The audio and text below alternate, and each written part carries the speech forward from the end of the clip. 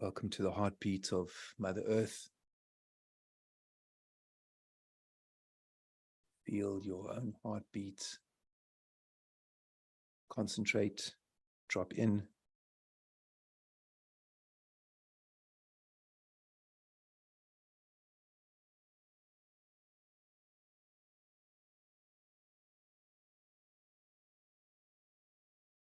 For those of you who've just joined, welcome. Welcome to this talk on dreams and tracking in the Kalahari. We are doing a meditation right now to find that place of stillness inside of us. And from that place of stillness, we connect to the animal and plant worlds, not from our own minds, but from that still place from which all life is created. As you can see behind me is this beautiful image of the Kalahari, and it's incredible how silent it is. You can hear the crickets, you can hear the insects. And when we're walking, we have to be quiet, otherwise the animals will run away from us. So you become very aware of how you're walking.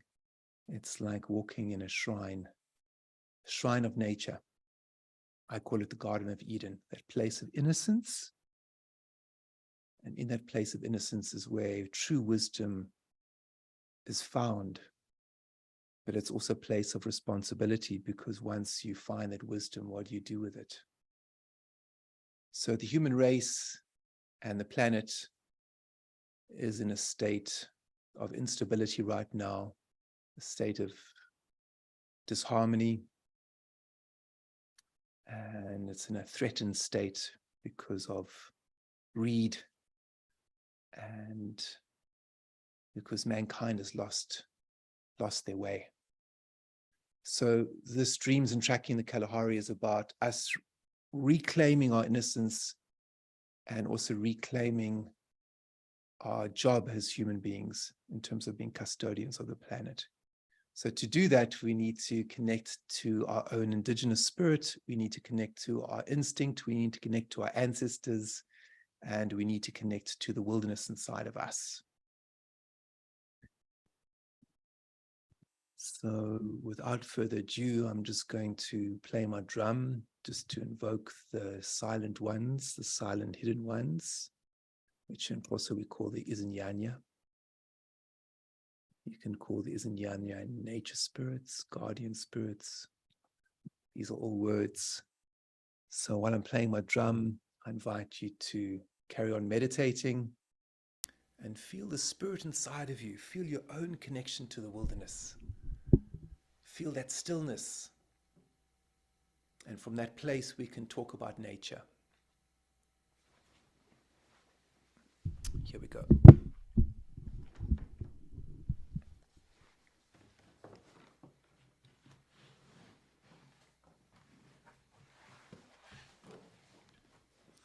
Hey, yabazali bamu, bamu, yabazali bamu, bamu, yabazali bamu, bamu, yabazali bamu, bamu, ye yabazali bam, ye yabazali bamu. Tamakwini amanyange, tamago amanyange, tamago amanyange, tamago amanyange.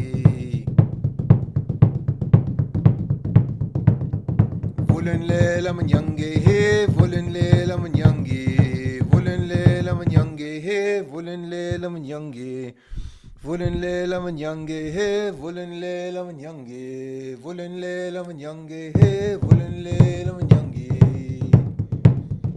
he manyange, manyange, he manyange, manyange, he manyange, manyange. Volen lela manyange he, volen lela manyange, volen lela manyange he, volen lela manyange, he manyange, he manyange, manyange, he manyange, he manyange, manyange.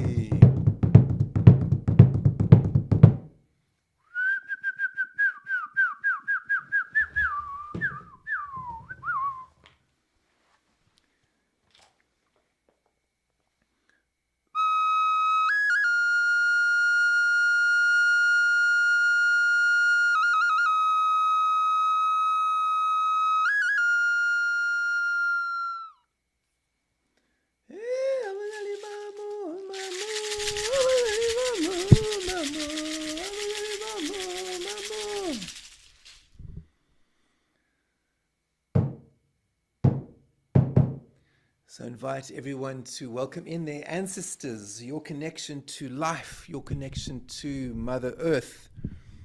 Welcome in your ancestors from your mother's side, and then welcome in your ancestors from your father's side, your own connection to Earth, to the tree of life. And then we welcome in the great dreamer, Amata, from which all of life was created. So for the next few minutes, I want to speak to you about the dreams and tracking retreats in the Kalahari Desert. I want to share some of the vision behind it and talk to you a little bit about it, and then invite some past participants to share and give their experience about it.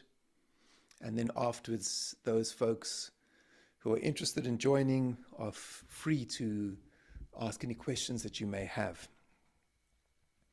So the vision behind these retreats was a vision I had a few years ago after I wrote my book, Leopard Warrior. And it was about how to bring people into Africa to learn some of these sacred ways. Because nature's under threat, species extinction is on the rise, and we are very lucky in Southern Africa because we have such a wide variety of plants and animals. We have the second largest diversity in the world after the Amazon, and we are incredibly lucky with the wild and the wilderness that we have. And in terms of the safari guides, it's like a university, it's like a wilderness university, and it's extremely strong, and the people are very knowledgeable. So my feeling was how to bring people into Africa to help educate people about the wilderness, to help educate people about indigenous medicine. So how can people connect to their own indigenosity, that indigenous side of them? So a number of things happened, and eventually I was invited to go to Botswana, and we went to our first place, which was in the depths of the Kalahari, and then we had to move from there, and we went to our last place, which is in grasslands, and it's a beautiful lodge in the heart of the Kalahari, and it's a family farm. And this family has had a relationship to the Khoi, or the Sun people, the Bushman people, for a number of years. So we're very lucky to be at this family farm, this lodge. And the vision for me is about helping people connect to that Garden of Eden inside of them, to help people connect to their ancestors, to their dreams, to help people connect to their own vision, and to do it in a place that is pristine, that is uncivilized in the modern way, a place that hasn't been domesticated in any shape or form, a place that is truly wild, like the Garden of Eden. So I was very lucky to find this place, and then what I do is I create a shrine tent in the bushveld, and every day people walk to the shrine tent, and they walk in silence, and they walk in stillness within themselves. And then we meditate for about 2 hours every day, working on connecting with ancestors and dreams. And then the rest of the day is working with trackers and working with safari guides. So the retreat is a combination of inner tracking and outer tracking. Inner tracking is done with myself, where I'm teaching people how to connect to their dreams and their ancestors and the wilderness inside of them and their own soul, their own spirit. Because one of the teachings from Africa, and in particular South Africa, amongst my Sangoma colleagues, speaks about the importance of people connecting to their soul, connecting to their umoya. And when they're connected to that part of them, they're connected to their human spirit. So that inner tracking piece is actually the hardest for people, but it's the most important in some ways, because once we are connected to that inner tracker inside of us, the dreamer, the soul, your immortality, all these parts, once you're connected to that, then it's easier for you to connect to the wilderness. Now, we're there on retreat for 7 days, and it takes time to find your connection to your own spirit. I mean, I've been a Sangoma for over 25 years, so it does take a bit of time. But the whole focus behind the retreat is not about getting it. It's about the journey, and the focus of the retreat is also about creating a portal. A portal is a timeless place or container that you can tap into at any time. So I came up with 7 days because within 7 days there's going to be a few moments during that time where you can listen to the teachings and you can drop into your own spirit and make contact with your own ancestors. Even if it's just a fleeting moment, the fact is that you're going to be doing it in real time, in the physical world, in this pristine wilderness that has a lot of magnetism and a lot of strong energy. So as you do this, then you create this portal inside of you so that when you go back to wherever you're from, you can tap into that Garden of Eden inside of you. You know what it looks like, you know what it smells like, you know what it feels like. So you can tap into that space of innocence, and within that space, you can carry on your relationship with connecting to the wilderness, connecting to the animals and the plants, connecting to your ancestors. So just to sum up, the focus of this retreat is about waking up that connection inside of us to the wilderness. It's about connecting to our indigenous spirit. And we're going to have Sand Bushmen there as guides. They're going to be teaching us in particular how to forage and look for medicinal plants. And we'll have one afternoon with them and possibly more experiences depending on them and depending on what's going on at the time. So the Sand do spend time with us, but it is also dependent on their schedule, not just our schedule, and also what's happening in terms of nature. You know, what's the wilderness doing? What's the hunting like? What's the plant world? How's the plant world calling the Sand in terms of foraging? But we will get at least one afternoon where we will explore searching for medicinal plants. So the outer tracking is about learning animal communication, interspecies dialogue, and it's about learning how to track animals through the bushveld. And that's going to be taught by either Owen Myberg or Neil Key or one of the other safari guides or the Sand people. And there's a mixture of knowledge bases and focuses in terms of the tracking skills. And I find every year I learn more information, I learn different skills, and a lot of it is very natural and makes a lot of sense. It's very, very intuitive. So once you hear some of the instructions, even though you go back to the modern world and wherever you're from, those teachings will stay with you in terms of tracking and in terms of connecting to the animal world.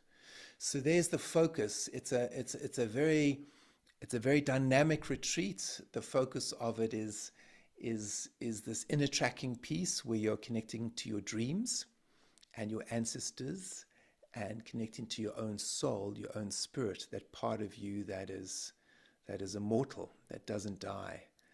And then you're also connecting to the outer world, the world of nature, the plants and the animals, and then noticing as you're praying in the shrine tent, as you're going out into the wilderness and you're praying, and then as you come out of the prayers from the shrine tent every day, how is the outer world speaking to you?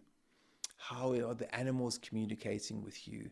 So you start to move into the world of serendipity. So there's a lot of synchronicities that start to happen as you're praying. You start to see things, and you start to engage more with your dreams. and you start to engage with the multidimensionality of your humanity. Now, that's a great word, isn't it? You start to engage with the multidimensionality of your humanity.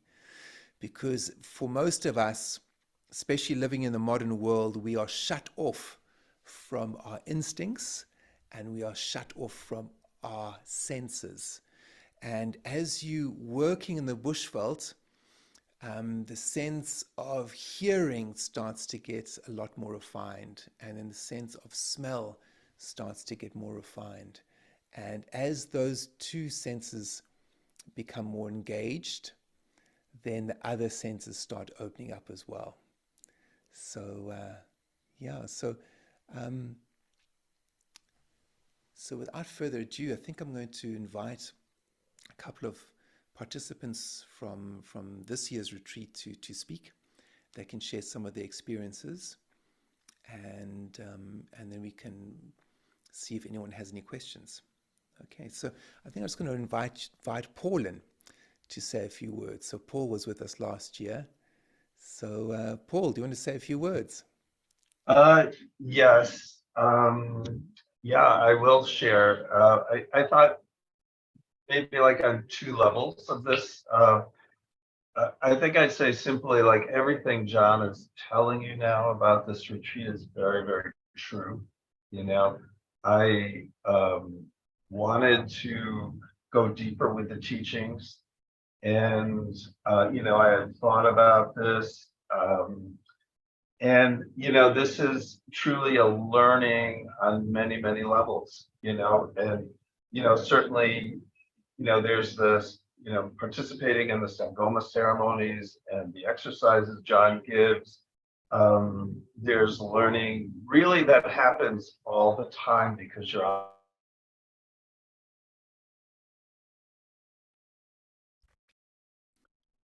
Sorry, Paul. You just need to unmute yourself there. Sorry, you've been muted. Just unmute yourself, please. Yeah.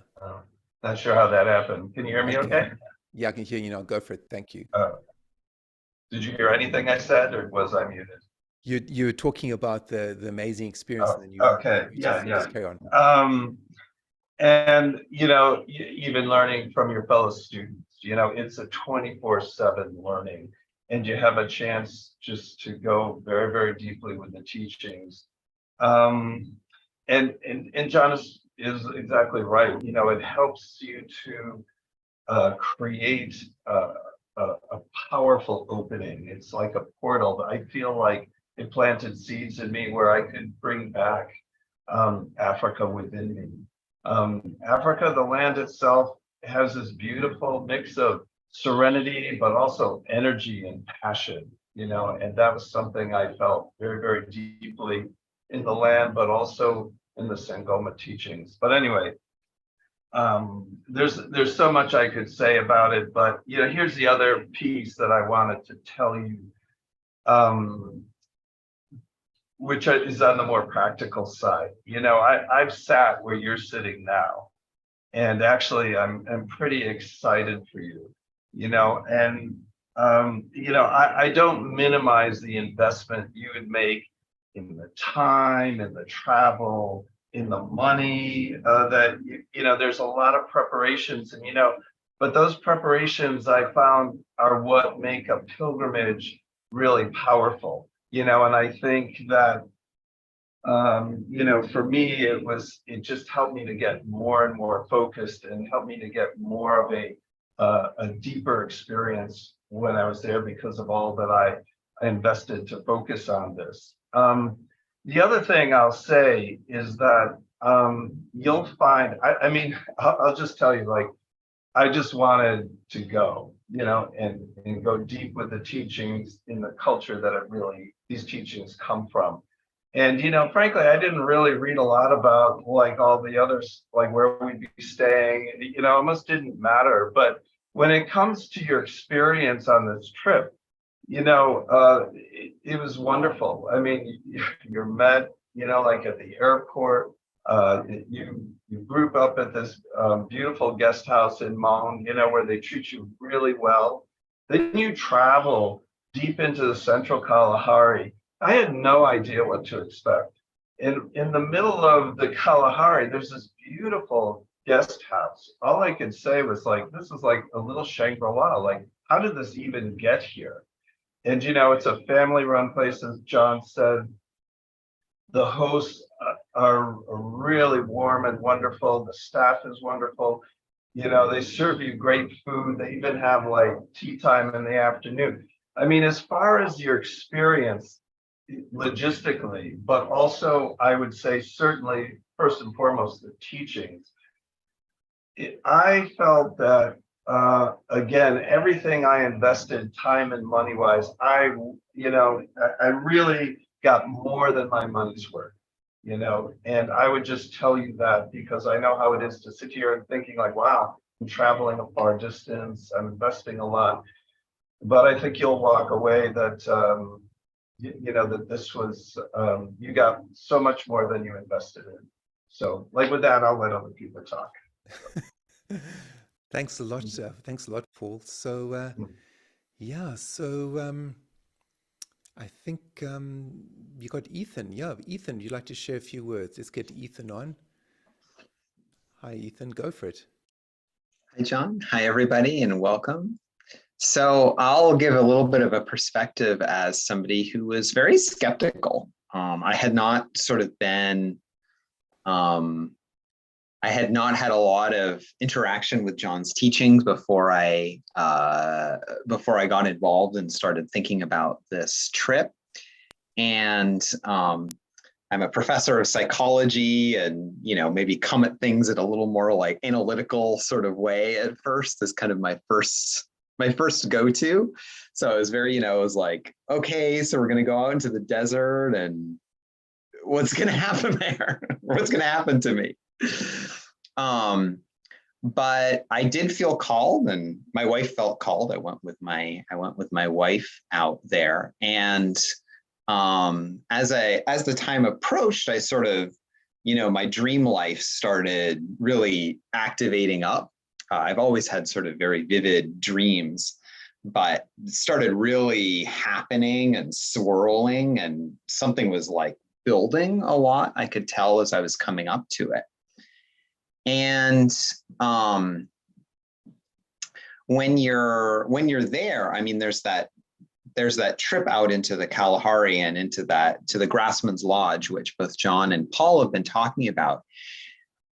What I'll say is that it's a magical place, and it's certainly comfortable, and it's not like posh or luxurious or anything like that. It's and the landscape is it looks a lot like what's behind John's background. It's very sort of wild. It's not flashy scenery, but it's sort of, there's this kind of charge there that I felt out in that environment. And we did, I think John wants to underplay, we can't guarantee anything that's going to happen there in terms of animals or in terms of interaction with the indigenous people. And I'll echo that, nothing's guaranteed, but a lot can happen, and quite a lot did happen for us. We saw, and even when you don't see what's happening, it can be very exciting. With Nielke, who's the host of the Grassman's Lodge, we spent one morning following around a cheetah for a while. We never saw that cheetah, but the tracks were there, and there was just this exciting sense. And at a certain point, we were like, okay, the cheetah's doing a good job kind of staying out of our way and being like, what do these people want? And it wasn't threatened. It would have run away if it had really felt threatened, but it knew that we were following them and was like, oh. But we saw a fresh kill from that cheetah of the eland. We saw many animals, and there's this watering hole right in front of the Grassman's Lodge where you can sit and eat, or our meals are there, and there's just almost every night there were tons of animals coming, mostly antelope, different kinds of antelope, most of which I had never heard of before I was out there. And so that was a magical part of the experience that was really enabled by the space that was created, both by the hosts of the lodge, who are doing amazing work there as well, and working directly with the San people to preserve and track and everything that's going on in that area, but also the space, the portal that John has created. I think John, in the mornings you go out and you pray hard. I still, I was down on my knees and in front of a candle. It's not we do go in the morning because it's hotter. It's less hot, in the morning. But it was still, by the end of the morning, it was getting a bit toasty in there, but that was a part of the work. So I think there was a really nice balance of that challenge and holding out a challenge, like, okay, we're out here. We're here to do the work. We're here to pray. We're here to connect with our ancestors, with the life force that John's been talking about. But we're also, there's some balance there. There's also gentleness to help hold and beauty to sort of help hold, some of that challenge that is brought in that environment as well. And I still, in terms of the portal, I think you can have varying paths and varying experiences, but it's sort of left a mark on me. To be honest, I came back and right into a very busy time in my life and almost forgot that I had gone to Africa completely for a couple of weeks. I just got totally immersed in my life again. But the portal was strong enough, I was able to my dreams called me back, and I still have those images kind of burned into my mind, which is a place and a source of strength that I can return to in what I'm facing and working on and thinking about in my everyday life now. Great, thanks, Ethan. Yeah, that's really great. Thanks for sharing. So I think I'd like to go on to Marie-Claire. Are you there, Marie-Claire? You're ready? You want to share a few words? We had a wonderful time together. So this is Marie-Claire originally from Ireland, but living in England. I'm going to try and find Marie-Claire now. I'm here.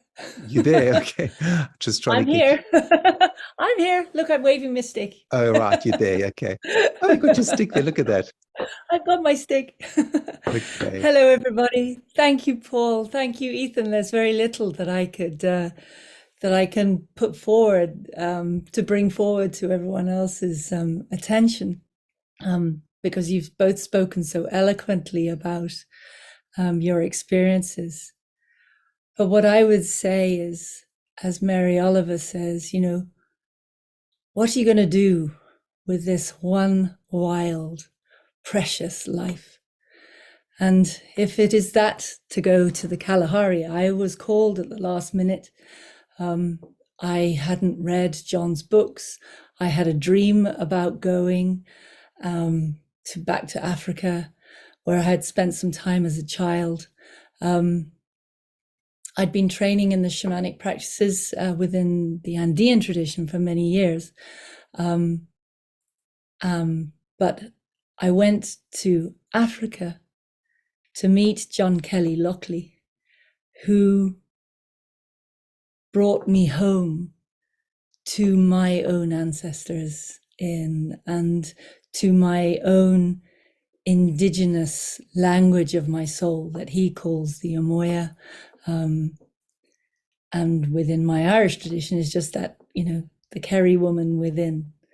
It is an extraordinary journey. It is an exquisite journey out of time and out of space, where you sink into a place of trust within your heart, even from the moment you sign up. And you go, okay, let's do it. I don't know how I'm going to afford it, but let's do it. And it happens, and it opens, and you're beckoned, and it just satiates the hunger from the soul, the Amoya within you. It opens you to the language of your own soul. By John's work, which is incredibly tender, but also incredibly disciplined. There's a discipline. I mean, I still wear my my wrap that we had to walk when you walk in silence. That first, you walk in amongst nature. You get up very early in the morning. You walk into nature, and it's silent. And the pace that you would have been living your life away from this experience, it takes you into another pace, led by the Bushmen, the way they walk tenderly upon the earth, the way Alwyn or Nilka or whoever's leading us just has a different pace, a different energetic pace when they're within that nature. And then you go from that, and then you move, you have breakfast, and then you move to the shrine, but in silence again. And that the way of walking into the landscape of nature, you then walk into the shrine to go into the landscape of your own nature. I could talk for hours and hours and hours, but for me, it has opened a world. I'm now studying. I'm studying animal interspecies communication. I've started a 3-year training. I'm going back to, I live in England right now, but I'm going back to Ireland next week to seek to go and sit with my ancestors. It's opened my world, and I cannot thank John enough. And yeah, so as she says, tell me, what are you going to do with your one wild, precious life? Go. Thanks, Marie-Claire. Wow, that's very beautiful. Thank you. And so thanks, everyone. I think there's a lot to say because each person has such a rich experience, and the reason why I'm doing this webinar is really just to bring in the community. Normally, I'm the one speaking, but I really like to hear other people's experiences because it's not just the experience of the teachers or the people in Africa, but it's the experience of people coming to Africa and coming for an adventure, coming for a spiritual odyssey. And really that's what we're leading here. It's for probably a few hundred years, there's been safaris that have been popularized during colonial times, where people would go on hunting safaris. And that's why you have the culture of the big five, because that's where the animals that were hunted first. And now that's moved to a space of appreciating nature and what they call photographic safaris. So people come to Southern Africa and they'll go on safari and they take photographs of the animals and they sit with the animals. But what I want to do is teach people about the spiritual language of Africa, in particular Southern Africa, and how we engage with the animals and how we engage with the plants, but in particular how we engage with yourself. How do you align yourself with your own ancestors so that the voice of the wilderness is clear? So that's the focus. It's to educate people, to teach people, not just to go on safari and get your camera out and take beautiful pictures, but to immerse yourself in the wilderness, to start to speak to the animals and then be quiet and see if you can hear what they are saying back to you. Because we are always speaking to nature. But very, very few of us really listen to nature. So the focus of these retreats it's also safari, of course. It's got an aspect of being a traditional safari also, especially when we go to the Okavango. The Okavango is a 3-day extension, which is an optional extension afterwards. And we give that option to people because a lot of people also want to experience a traditional safari of going on a jeep and of looking for the elephant and the lion and all these big animals. And it's very exciting, and we do that as well. But in terms of the retreat time, which what I'm speaking about, it does take a bit of concentration to connect to your own spirit and to connect to your ancestors. especially if you come from a Western or European background, where our connection with our ancestors was severed because of the Industrial Revolution and because of religion. And but if you look at the root of, say, Celtic ancestral practice was very, very, very similar to the Xhosa and some of these traditional ways in Southern Africa. And I know that because my mother's Irish, and when she met my teacher, Mam Gwevu, and she heard her speak, and it was translated for her, she looked at her and she said, sure, it's the same as my people. It's the same as the Irish. She says, it's just like Mass, except instead of being in a big cathedral, you under a tree. But she says, it's the same as Mass. In fact, she said, I prefer it here. And so there's a lot of similarities rather than differences. And in terms of our connection with our ancestors, as Celts, we were probably connected about 2,000 years ago. So it takes a little bit of work for people to sink into that zone and help remove any baggage in your mind that you may have around that. And that's part of my job to help you with. That's part of my job as a teacher and as an educator.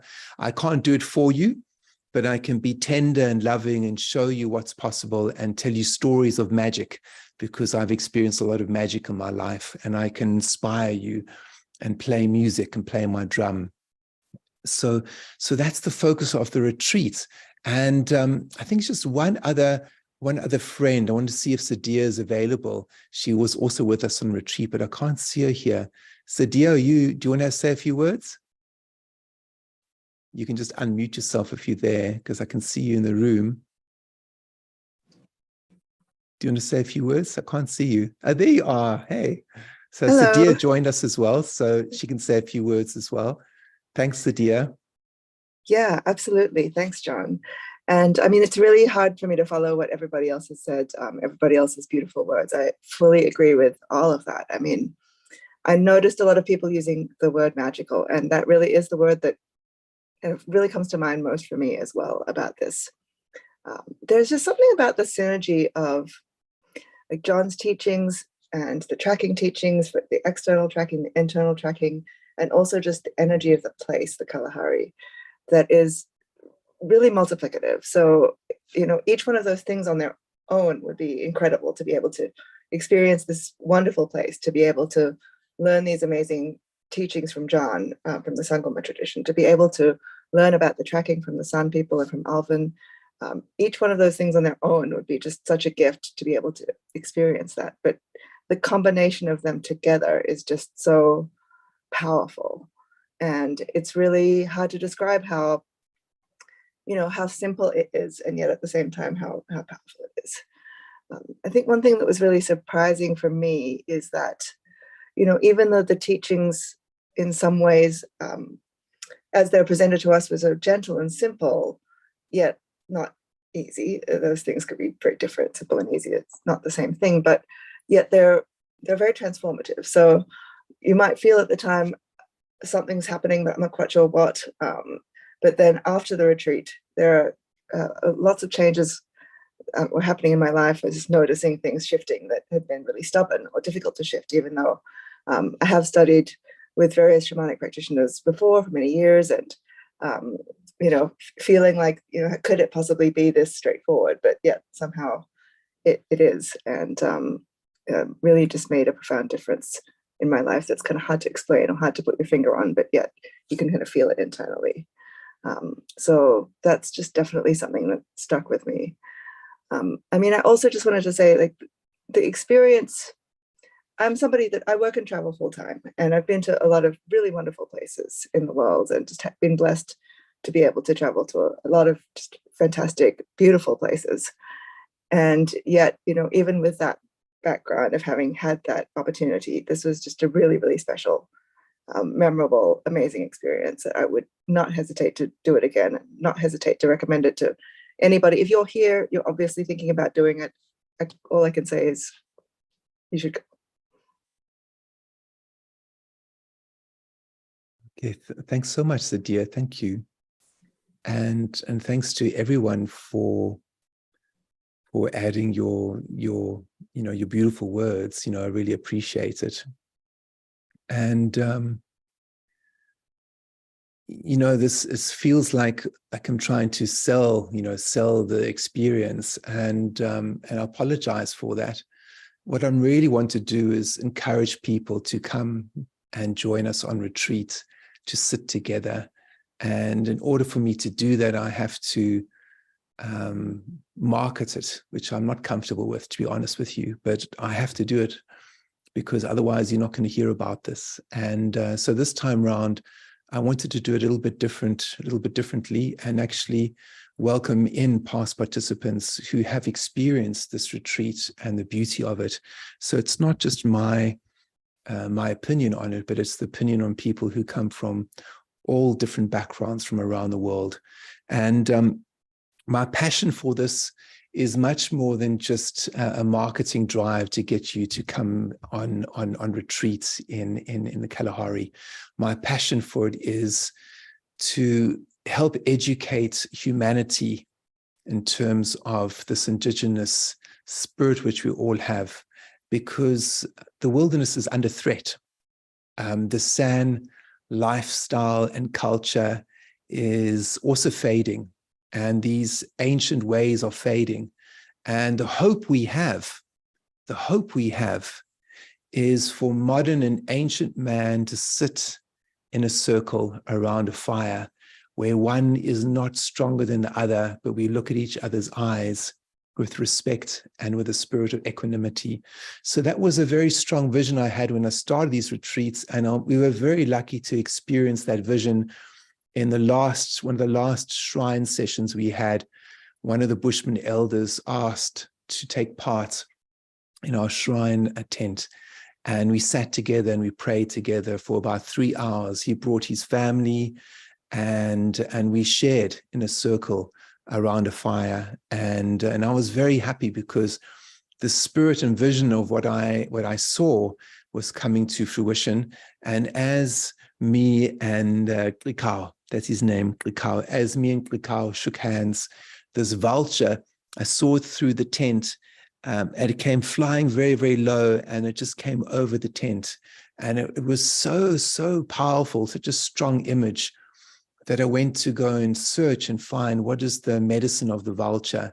And the medicine was rebirth and new beginnings. Because for too long now, the San people have been glamorized and idolized in certain ways, and their life keeps getting harder and harder. And I thought, look, instead of putting them on a pedestal, why don't we just sit together and learn from each other? And they said something to me in that shrine tent. One of the Bushman ladies said that, we're always taking people into the bush and we're teaching them about the plants, but they never speak. The people never speak to us and tell us about their lives and where they're from. And I thought that was very telling, actually. People come and they just ask the Bushmen almost to perform and give them information about the bush. And I thought, something must change. It must change right now in this moment. So I said, okay, well, we're going to go around the group and each person's going to share and say where they're from in the world and what brings them to the Kalahari. And, that shrine tent started to vibrate. And that's when the vulture came flying overhead, because there was tears. People were praying together in English, in Xhosa, in Vietnamese, in the San language. And I thought, yeah, that's my vision as a Sangoma, ancient and modern man sitting in a circle, revisioning our humanity.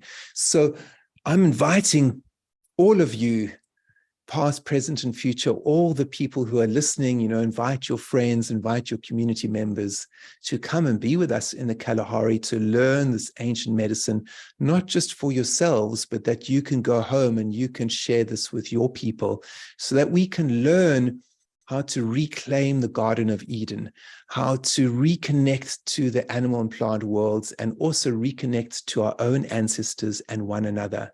It's a powerful vision, and I can't do it on my own. And I'm aware it's a big investment for people to come, but it's going to be a big investment for any of us to reclaim lost innocence and reclaim that Garden of Eden experience, which is very rare, and in most places that have become industrialized or modernized and around the world, there's very, very few places like the Kalahari. And so on that note, I just want to open up to the rest of the community, those folks who we haven't met yet. If you have any questions for me or for past participants, feel free. And otherwise, just ask any questions now before we wrap it up. Anyone have any questions? Yeah, Fern, go for it. Go for it. Just unmute yourself. Thanks, John. Thanks, everyone. Look, I really feel called to go, John. I really feel in my heart, my soul, that I need to come home. Yes. And the only sort of impediment I could say is normally when we travel, it's my husband, my son is 18, my daughter's 14, and my husband said if we can go as a family, that would be great.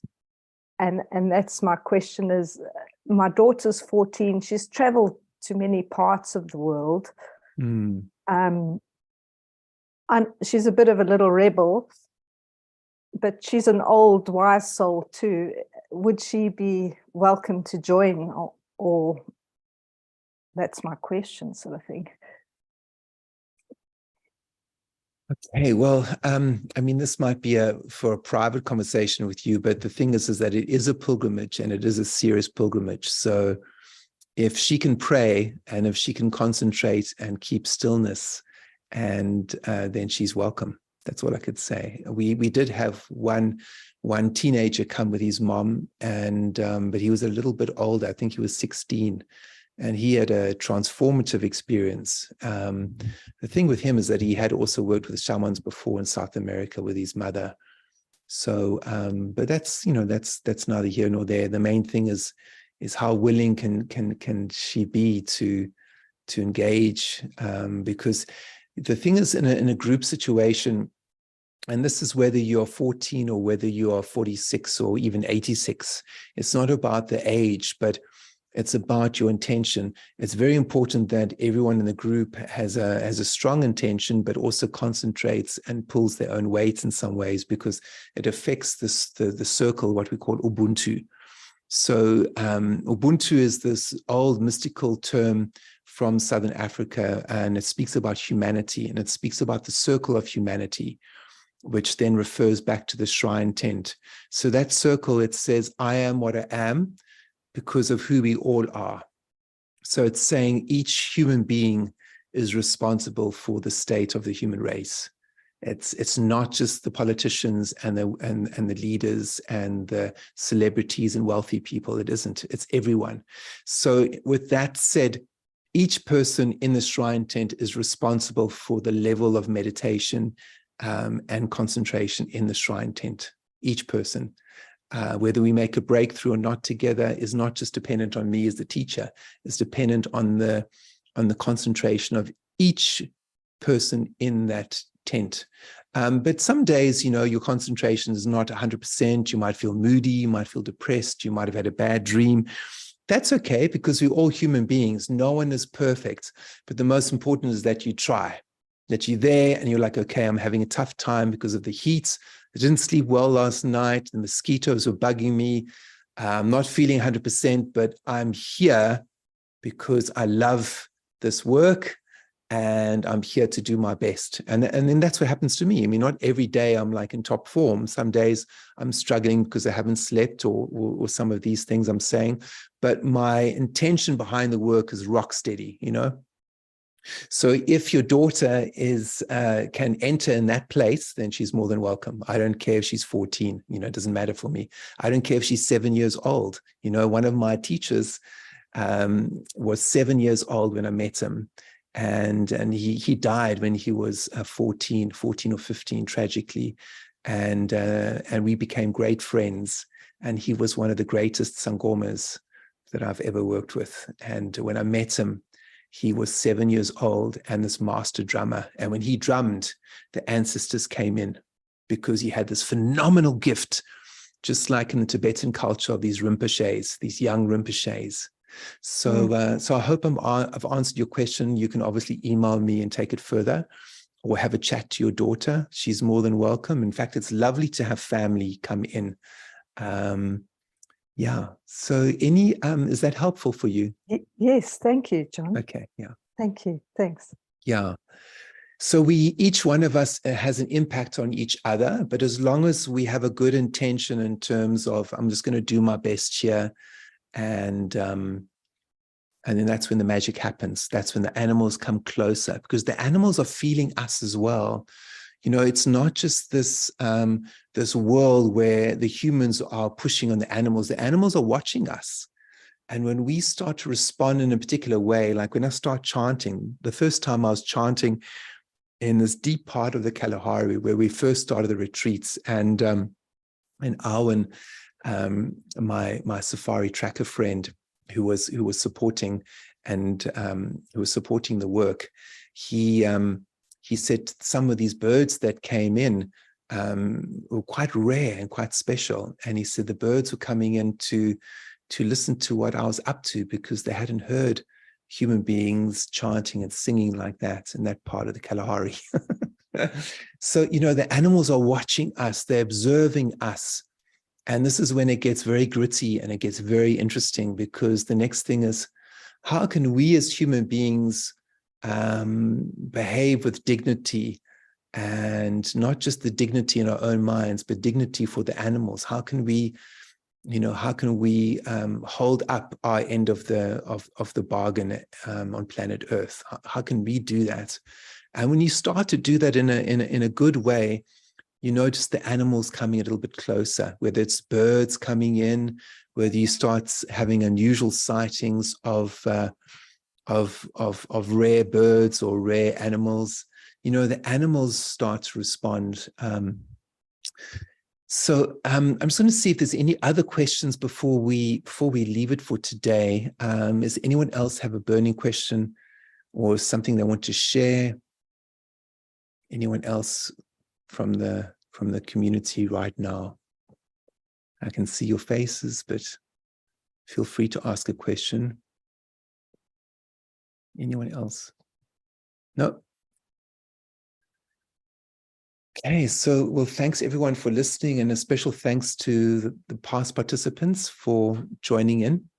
Thank you so much. I think David wanted to ask a question. Oh, David. Thank you, Paul. Thank you. Okay, go for it, David. Go for it. Yeah, hi. Sorry, I couldn't find where the hand was on this thing. Yeah, I mean, it sounds absolutely amazing.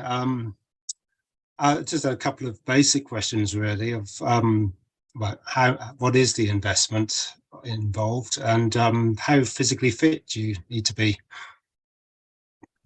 Okay, so in terms of physical fitness, I can start with that and say that it's important for people to be able to walk comfortably for 5 kilometers without difficulty, you know. Yeah. So that's really important. If you struggle to walk for 5 kilometers, then then I don't recommend it. But if the walking is not too arduous, the walking is it's quite flat as well, and there's a little bit of undulations, but the ground is not like walking in a set path. Sometimes, you know, the ground can be uneven, but it is relatively flat, so it's not too arduous. Yeah. Okay. So yeah, 5 kilometers. So you should be able to walk about 5 kilometers in an hour or an hour and a half comfortably. Then you're good to go, you know. Now, in terms of investment, I don't want to talk about money right now. So if you're interested, then I can send you the link, and then you can look at that. And you're more than welcome to send me an email. Bearing in mind that the cost that we've got is in keeping with the industry of safari industry in Botswana. So the Botswana way of in the safari industry is it's quite expensive, you know, but at the same time, there's a reason for that, because they want to limit the numbers of people on the land, so that there's a greater opportunity for the animals, you know. So so it does have an ecological mindset behind it. So they want less impact. They want a small yield of people and less impact on the land in order to help the environment. Mm-hmm. So just to bear that in mind when you are when you're looking at the cost and the investment, and also looking at other safari packages, whether it's in Botswana or in South Africa.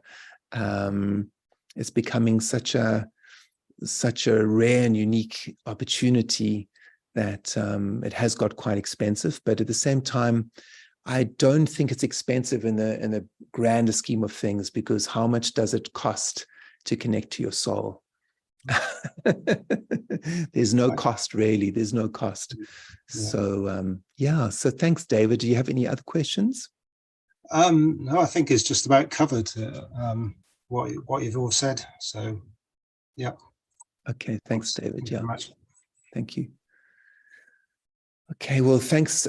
Thanks, everyone. Thank you all for signing in.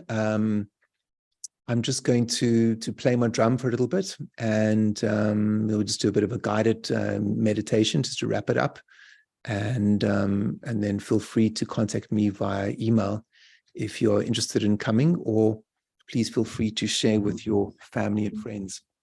Okay. So here we go.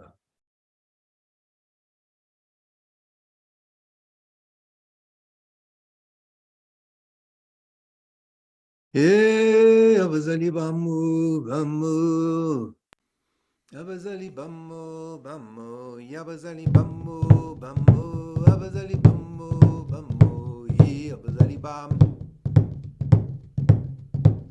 ye abazali bamu,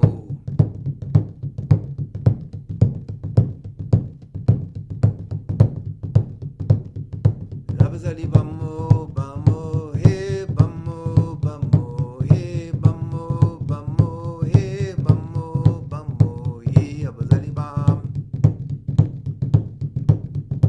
ye abazali bam. Fulin lela mnyange, hey fulin lela mnyange, fulin lela mnyange, hey fulin lela mnyange. Hey mnyange, mnyange, hey mnyange, mnyange.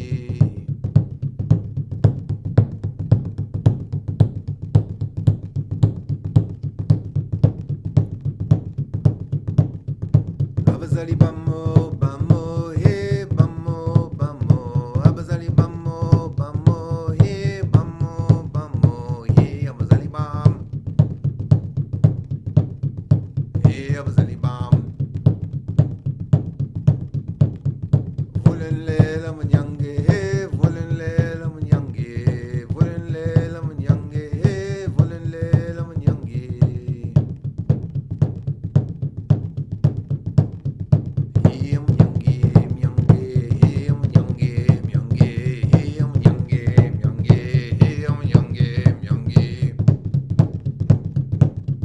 Kamagwini amanyange, he kamagwini amanyange, kamagwini amanyange, he kamagwini amanyange, he amanyange, myange, he amanyange, myange.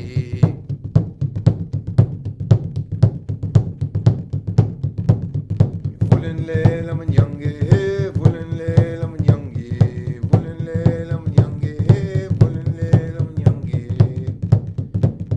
Hey manyange, myange, hey manyange, myange.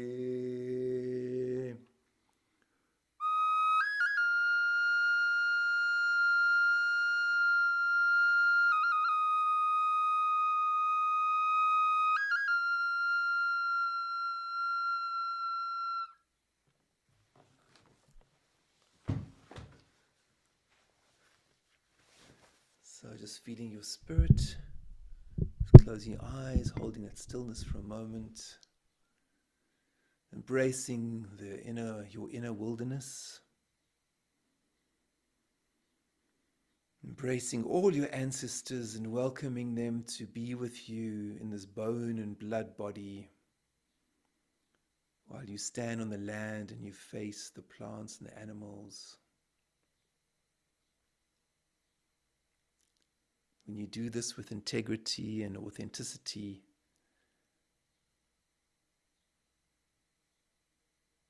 then species extinction is going to stop. Then we're going to be in a better relationship with the plant and animal world. So thank you for listening to me and being with me on this journey to the Kalahari, on dreams and tracking retreats. Thank you for listening, and please share the word, and I look forward to seeing some of you in the Kalahari next year. And feel free to reach out to me if you need any more information. So thanks everyone, thank you. And thanks to all my friends and participants. Yeah, thank you. Thanks everyone.